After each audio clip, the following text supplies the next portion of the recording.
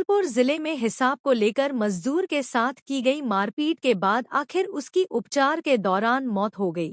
मारपीट में घायल मजदूर के दोनों पैर कट गए थे। जयपुर सवाई मानसिंह अस्पताल में उपचार चल रहा था। गंभीर हालत में युवक ने दम तोड़ दिया है। बाड़ी कोतवाली पुलिस ने डेड बॉडी को कब्जे में लेकर परिजनों की मौजूदगी में पोस्टमार्टम करा दिया है।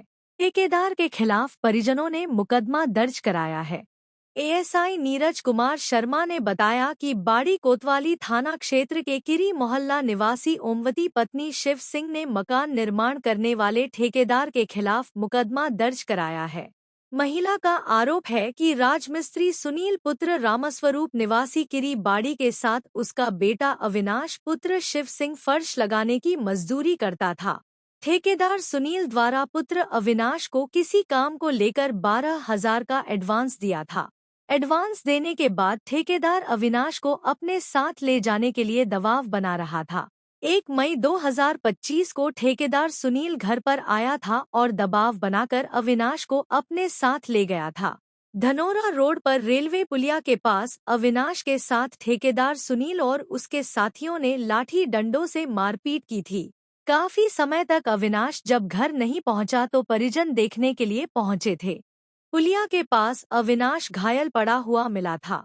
परिजन घायल अवस्था में अविनाश को बाड़ी सरकारी अस्पताल लेकर पहुंचे, लेकिन स्थिति नाजुक हालात होने पर चिकित्सकों ने जिला अस्पताल रेफर कर दिया। जिला अस्पताल में भी अविनाश की सेहत में सुधार नहीं हुआ और डॉक्टरों ने जयपुर हायर सेंटर रेफर कर दिया। सवाई मानसिंह अस्पताल में दोनों पैरों में सेप्टिक फैलने पर काट दिया। उपचार देकर चिकित्सकों ने छुट्टी कर घर भेज दिया था। 10 मई 2025 को ठेकेदार सुनील और उसके साथियों के खिलाफ मारपीट का मुकदमा दर्ज कराया था। एएसआई नीरज कुमार शर्मा ने बताया कि मेडिकल बोर्ड द्वारा मृतक का पोस्टमार्टम करा दिया है। आरोपियों के खिलाफ हत्या का आपराधिक प्रकरण दर्ज किया है। आरोपियों की पुलिस तलाश कर रही है। दिनांक 10/5/2025 को मृतक अविनाश की मां ने उपस्थित थाना होकर के एक तहरीर दी कि मेरा पुत्र 1 तारीख को 1/5/2025 को अविनाश घर पर था, तो समय करीब 6 बजे सुनील सन ऑफ रामस्वरूप जाति जाटव निवासी किरी हाल कृष्णा कॉलोनी बाड़ी संतनगर रोड मेरे घर पर आया और मेरे बच्चे को हिसाब किताब की बात करने के बहाने ले गया। ले जा करके जब बच्चा मेरा 2-3 घंटे तक घर वापस नहीं आया तो 7-8 बजे के समथिंग मैंने अपने परिवारजनों को बताया कि अविनाश को सुनील ले गया था, अभी वापस नहीं आया। तो परिवार के अजय और मेरा बच्चा नीरज और लोग थे, वो सब देखने गए तो रेलवे धनोरा रोड के पास में रेलवे पुलिया है, वहाँ रेलवे पुलिया के पास ही नीचे कच्चे में मेरा बच्चा इनको अचेत अवस्था में मिला, जिसके हाथ पैर पीठ वगैरह सब में पैरों में चोटें थी और बेहोश था। उसको लेकर के घर आए, घर से लेकर बाड़ी हॉस्पिटल लेके आए, वहाँ से रेफर कर दिया। फिर धौलपुर सरकारी हॉस्पिटल ले गए, उन्होंने भी रेफर कर दिया हर इलाज हेतु जयपुर SMS में ले गए। वहाँ जाके इलाज के दौरान चोटें अधिक होने के कारण मेरे बेटे के दोनों पैर काटे गए। वहाँ डॉक्टरों द्वारा सेप्टिक बता रहे थे कि सेप्टिक फैल गई। उसके बाद में छुट्टी करा के यहाँ ले आए। 10 तारीख को मुकदमा दर्ज कराया और मेडिकल वगैरह कराया। फिर उसका बयान लिए गए, मुलजिमों की तलाश की गई। आज रात्रि के दौरान उन्होंने बताया कि हमारे पुत्र अविनाश पुत्र शिव सिंह जाति जाटव निवासी किरी बाड़ी की मृत्यु हो गई है। तो फिर वो अपने बच्चे को पोस्टमार्टम हेतु सामान्य चिकित्सालय बाड़ी ले आए। वहाँ पर अविनाश का तहरीर दे करके मतलब मेडिकल बोर्ड द्वारा पोस्टमार्टम कराया गया है और लाश परिजनों को सौंप दी गई है और मुलजिमानों की तलाश जारी है। ये था कि ये मेरा भतीजा है मृतक अविनाश और मैं इसके भाई का पापा, इसके पापा का बड़ा भाई हूँ। तो क्या है कि ये लड़का इसके साथ काम पे पहले गया था, होली से पहले काम करके आया। इसके बाद एडवांस के पैसे मांगने आया था। ये इससे कहा था कि काम काम करने के लिए, चल मेरे साथ। इसने कहा कि मैं अभी 10-8 दिन बाद जाऊंगा। इसने कहा पैसा दे दे, तो इसने कहा 10-8 दिन बाद पैसा दे दूंगा। ये बात भूलूँ डलने के बाद में, उसके बावजूद इन्होंने क्या किया है, 4-6 दिन बाद आके और इस लड़के की मारपीट कर दी। ले जाके मारपीट ऐसी बुरी तरीके से की है कि इसके पैरों में लहूलुहान हो रहा था, हाथ में भी चोट थी। हम अकबक करके अपना FIR तो नहीं की, सीधा धौलपुर ले गए। धौलपुर के बाद में इसको वहाँ भर्ती कराया। धौलपुर एक रात धौलपुर रुका है, उसके बाद वो जयपुर रेफर कर दिया। जयपुर गए तो डॉक्टर साहब बोले कि इसको टैप से बन गया, पैर कटेंगे। डॉक्टर ने शनिवार को पैर काट दिए, इस शनिवार को नहीं, अगले शनिवार को। फिर उन्होंने बृहस्पतिवार को छुट्टी दे दी। छुट्टी देने के बाद में ये बोले कि घर ले जाओ, 8 दिन बाद ले जाना। अब 8 दिन बाद हम लेके जाते जब तक ये खत्म हो गया। पौड़ी शहर के रोडवेज बस स्टैंड पर नगर पालिका द्वारा पिछले कुछ दिनों पूर्व लगाई गई ठंडे पानी की प्याऊ को सोमवार की रात असामाजिक तत्वों द्वारा तोड़ने और प्याऊ के टेंट को जगह से क्षतिग्रस्त करने का मामला सामने आया है।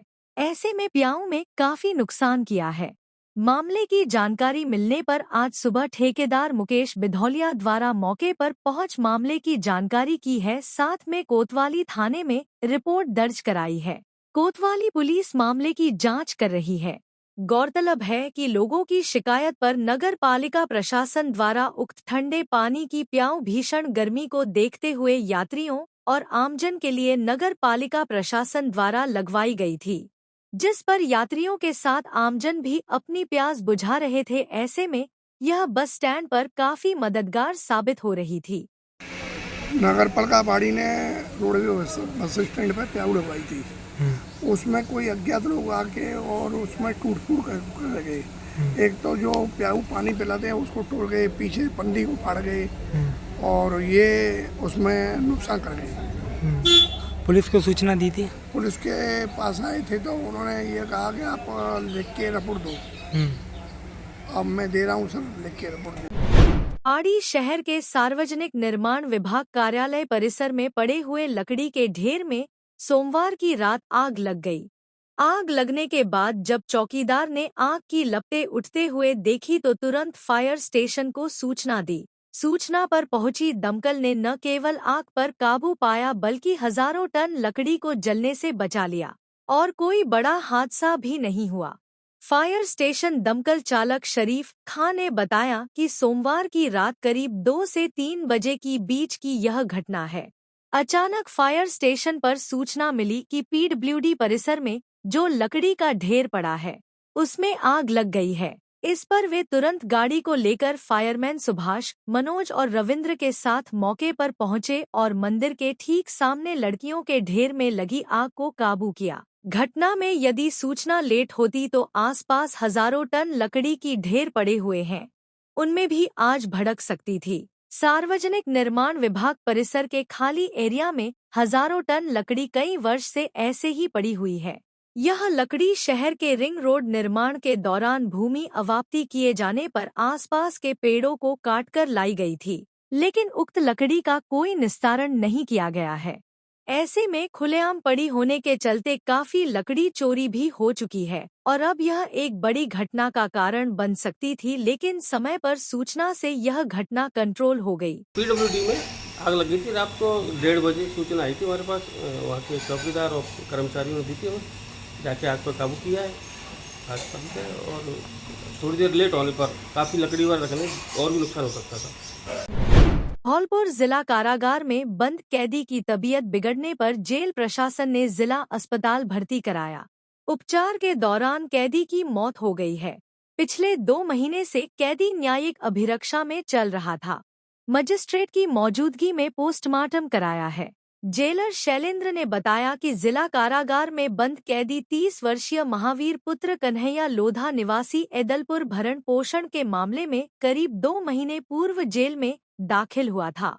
न्यायिक अभिरक्षा में बंद कैदी की बीती रात अचानक तबीयत बिगड़ गई, जिसे जेल प्रशासन ने तुरंत जिला अस्पताल भर्ती कराया, लेकिन उपचार के दौरान कैदी की मौत हो गई। जेलर ने बताया कि कैदी गत लंबे समय से टीबी की बीमारी से जूझ रहा था, जिसका उपचार भी किया जा रहा था। कैदी की अचानक तबीयत बिगड़ने पर परिजनों को सूचित कर जिला अस्पताल में दाखिल कराया था, लेकिन उपचार के दौरान मौत हो गई है। उन्होंने बताया मजिस्ट्रेट की मौजूदगी में डेड बॉडी का पोस्टमार्टम कराया गया है। जेल प्रशासन और मजिस्ट्रेट द्वारा इस मामले की जांच की जा रही है। करीब 2 महीने पूर्व भरण पोषण के मामले में कैदी को न्यायिक अभिरक्षा में भेजा गया था। बंदी जी हमारे यहाँ डेथ हुई है हॉस्पिटल में उपचार के दौरान, जो कि MDR TB से पीड़ित था। कन्हैया महावीर सन ऑफ कन्हैया, उम्र लगभग 30 वर्ष, जाति लोधा, गांव एदलपुर। सर किस मामले में लंबित था? भरण पोषण के मामले में बंद था। पोस्टमार्टम? हाँ, आज का पोस्टमार्टम की कार्रवाई जारी है, जांच जारी है।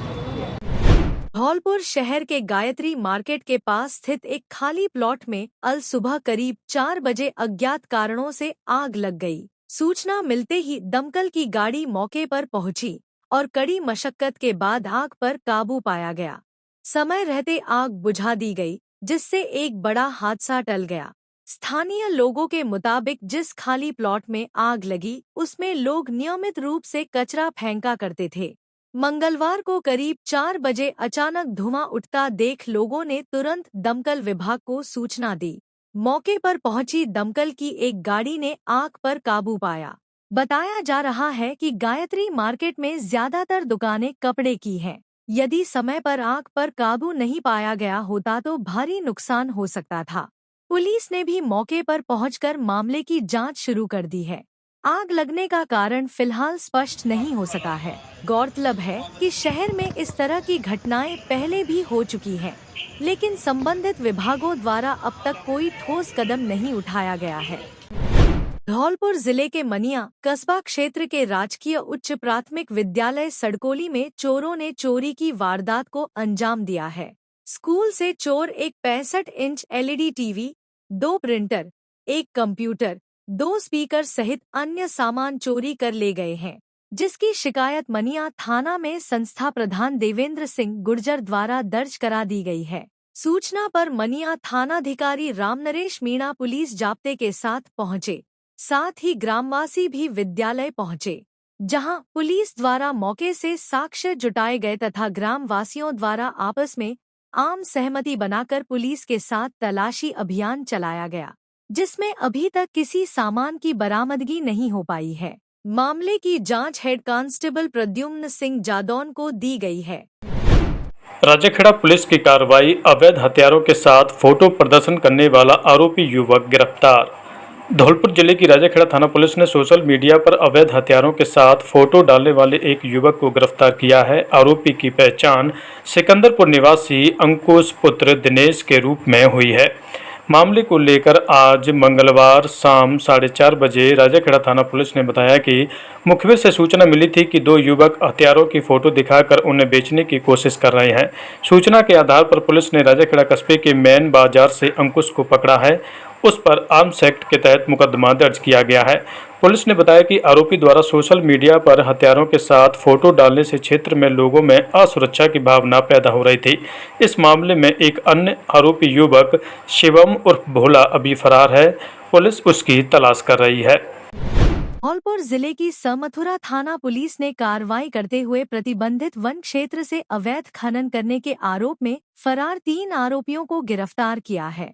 थाना प्रभारी कृपाल सिंह ने बताया कि गश्त के दौरान फरार आरोपी चरण सिंह पुत्र भगवान सिंह मीना निवासी खैमरी सरमथुरा, दिनेश कुमार पुत्र देवी प्रसाद मीना निवासी शीतलपुरा सरमथुरा को गरीबा का गोदाम झिरी मोड़ से गिरफ्तार किया है। ऐसे ही गश्त के दौरान फरार आरोपी शिवराज पुत्र प्रहलाद मीना निवासी ग्यादास का पूरा सरमथुरा को बाड़ी बस स्टैंड से गिरफ्तार किया है, जिनसे संबंधित मामलों में पूछताछ की जा रही है। धौलपुर जिले के राजाखेड़ा में महिला एवं बाल विकास विभाग के सहयोग से रॉकेट लर्निंग मिशन बुनियाद कार्यक्रम के अंतर्गत आंगनबाड़ी कार्यकर्ताओं के लिए 1 दिवसीय प्रशिक्षण आयोजित किया गया। प्रशिक्षण का संचालन जिला समन्वयक गायत्री किरार द्वारा किया गया।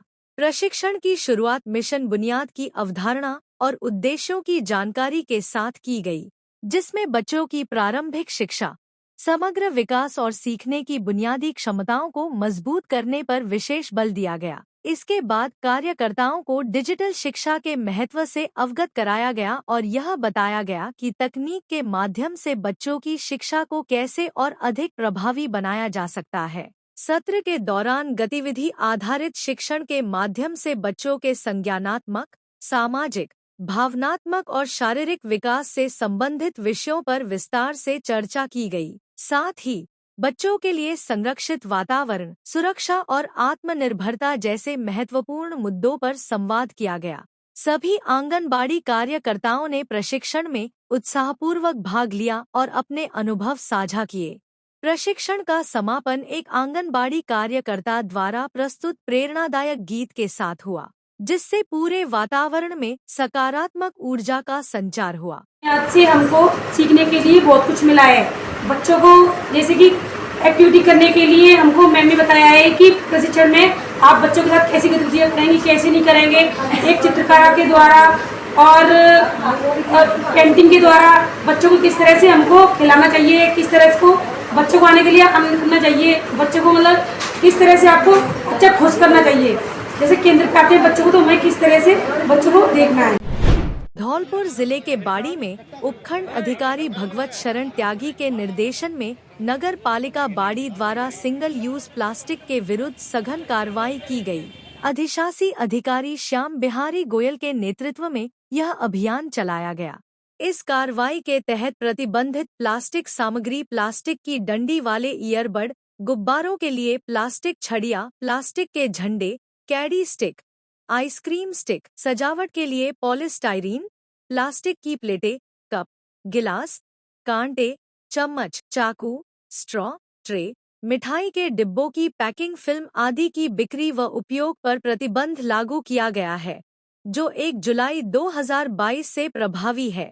मंगलवार को नगर पालिका बाड़ी की टीम ने सीताराम बाजार, मदरसा चौराहा, अग्रसेन मार्केट और अन्य क्षेत्रों से कार्रवाई करते हुए विभिन्न दुकानों से लगभग 1 क्विंटल प्लास्टिक सामग्री, कैरी बैग, गिलास आदि जब्त की और कुल 2200 रुपए का जुर्माना वसूला गया।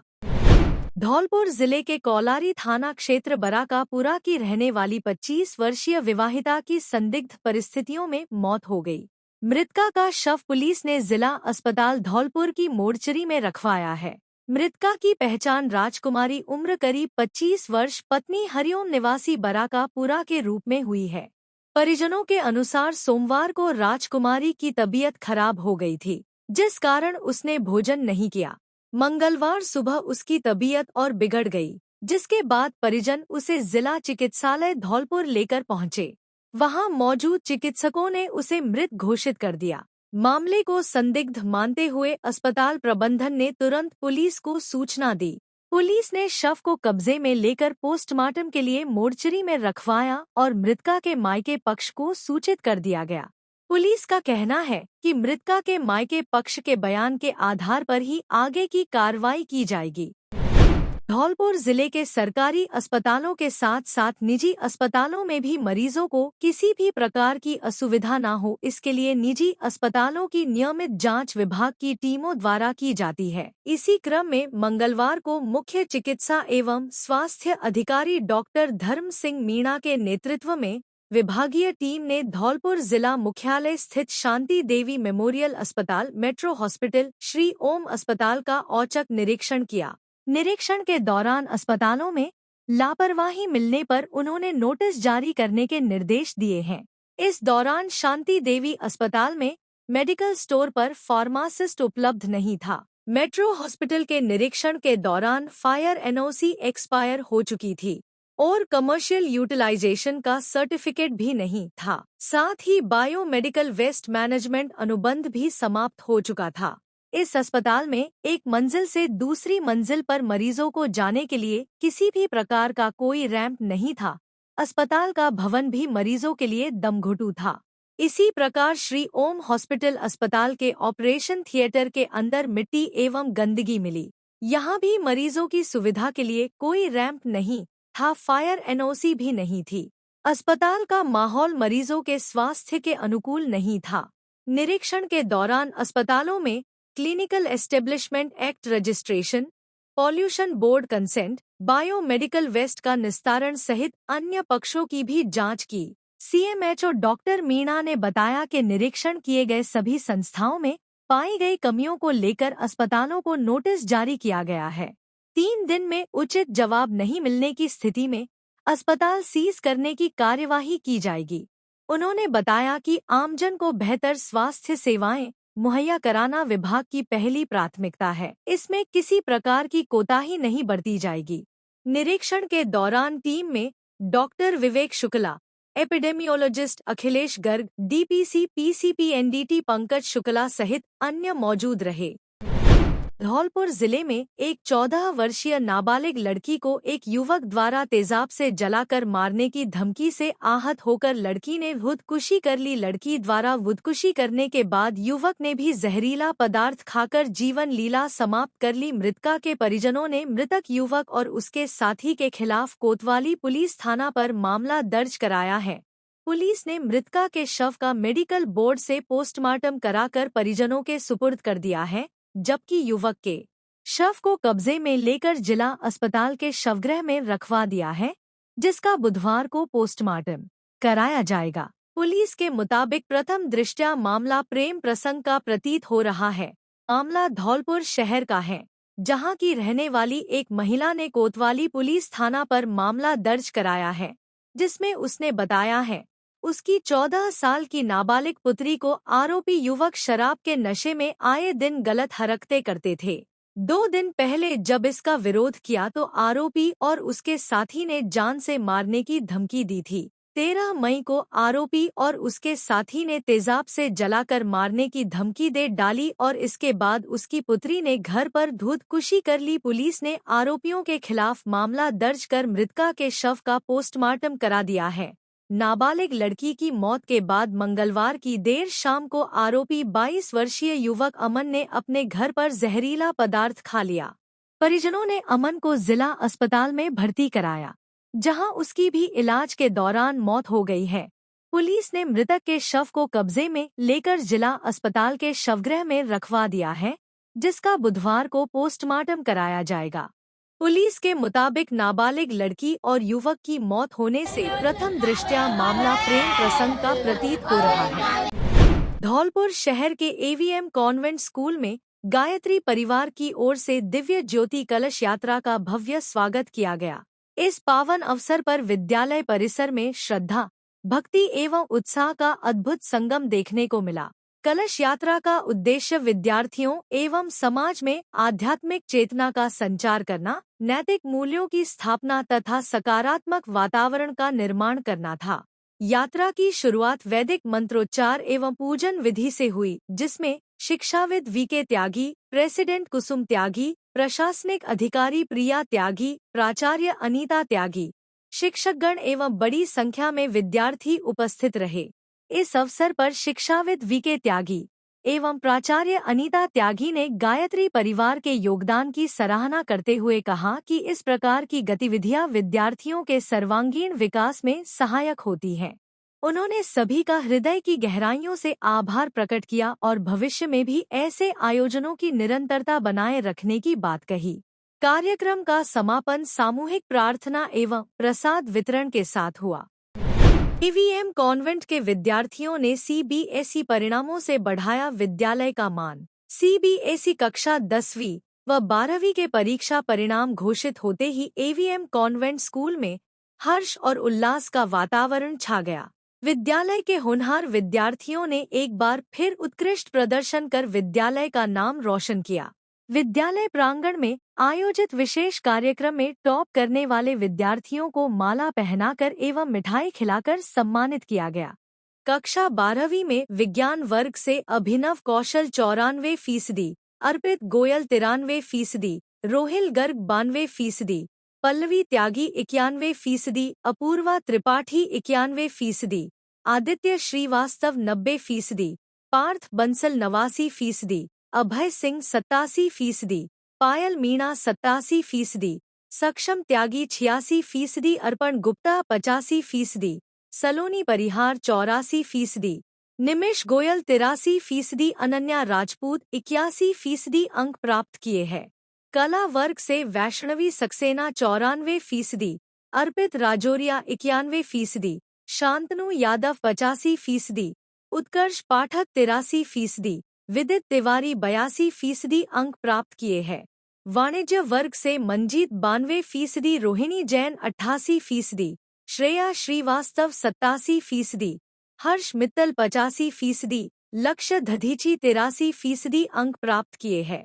साथ ही कक्षा 10वीं में AVM कॉन्वेंट का परचम लहराने वाले विद्यार्थियों में अदिति अवस्थी 96%, जिगिशा तिवारी, प्रिंस मित्तल, जतिन त्यागी 94%, आर्यांश राय 93%, शिव अग्रवाल, शशांक कुमार 92%, अभि सेंगर, नमन गर्ग 91%, जशनदीप कौर, साकेत 90% अंक प्राप्त किए। इस अवसर पर उपस्थित शिक्षाविद VK त्यागी ने विद्यार्थियों को उज्जवल भविष्य की शुभकामनाएं दी और शिक्षा के क्षेत्र में निरंतर प्रगति करने के लिए प्रेरित किया। साथ ही विद्यालय की प्राचार्य अनीता त्यागी ने सभी विद्यार्थियों को हार्दिक बधाई देते हुए कहा कि यह सफलता विद्यार्थियों की कठिन मेहनत, अभिभावकों के सहयोग और शिक्षकों के मार्गदर्शन का परिणाम है। विद्यार्थियों एवं उनके अभिभावकों के साथ साक्षात्कार में सभी ने इस सफलता का श्रेय विद्यालय के अनुशासित वातावरण और शिक्षकों के परिश्रम को दिया। यह अवसर न केवल विद्यार्थियों के लिए गर्व का क्षण रहा, बल्कि समस्त विद्यालय परिवार के लिए भी एक प्रेरणास्पद उपलब्धि सिद्ध हुआ। हेलो धौलपुर, नया एकेडमिक ईयर शुरू हो चुका है और इमैनुअल स्कूल्स के एडमिशन प्रोसेसेस भी। अप्रैल 1 से आप अपने बच्चों को इमैनुअल परिवार के साथ जोड़ सकते हैं। इमैनुअल 37 ईयर्स से धौलपुर में एक्सीलेंट एजुकेशन को प्रोवाइड करता है।